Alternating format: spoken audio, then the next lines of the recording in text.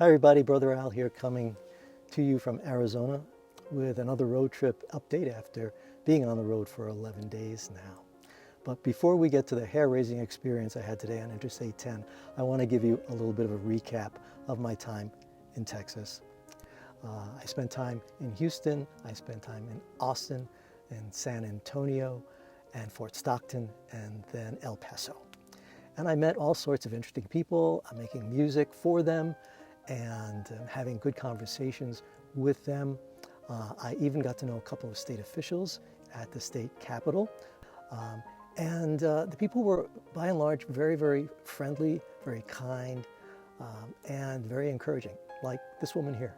I think what you're doing is wonderful because your music is so beautiful and it's going to lift up everyone's spirits, and we just have to get it in front of more people, not less. So I hope that your mission is abundantly successful so that you can bring happiness and joy in people's hearts, and they know that God loves them so much. And like this woman here. Hermano Alberto, thank you so much for coming to San Antonio, Padua.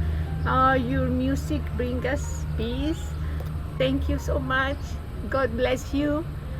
Later on, she came back with a couple of breakfast burritos. I guess I must have looked pretty hungry. Today, I spent the morning at the Isleta del Sur Pueblo, an early mission of the Franciscans that was founded in 1680. So there's the oldest continuously operating parish in the state of Texas located there, and a tribal pueblo as well. And it was a little bittersweet because that was one of the places I wanted to make music at. I wanted to be able to play music as tourists were coming and going at this old Franciscan mission, watching an old Franciscan make music. But that couldn't happen because of COVID. Everything was closed. However, the war chief of the pueblo saw me, and he came over, and he was very, very friendly. We were socially distanced, however, spent the morning together as he was telling me all sorts of stories about the history of the mission itself and of the pueblo as well, of European settlers and early Franciscans. It was absolutely fascinating.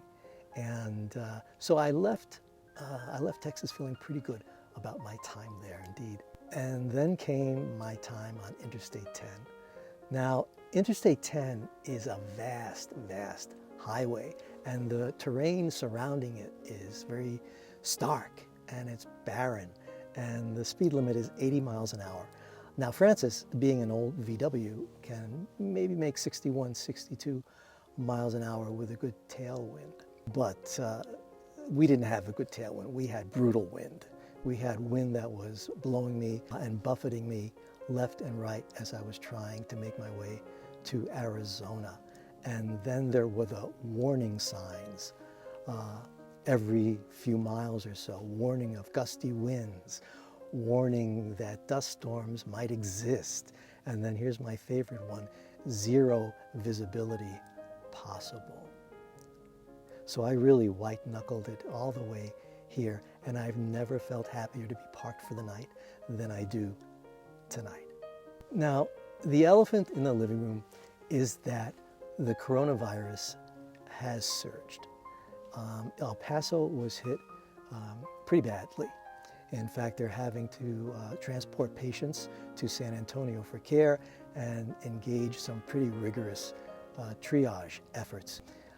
They've had to bring in some temporary morgues and get prisoners from the state prison to come in and assist in moving the bodies into them. So today I checked California, which is just the next state over and my destination before I return to Michigan. And I will not be taking Interstate 10 back east, that's for sure. The government of California is urging that all visitors who plan on spending more than 24 hours in the state quarantine themselves for a while. So I don't know. I may or may not be able to spend much time in California, but we'll see, and I'll let you know. Still in all, Thanksgiving is just a couple of days away. I'm still in the planning stages, but I'll let you know what I wind up doing for that holiday. That's it for now.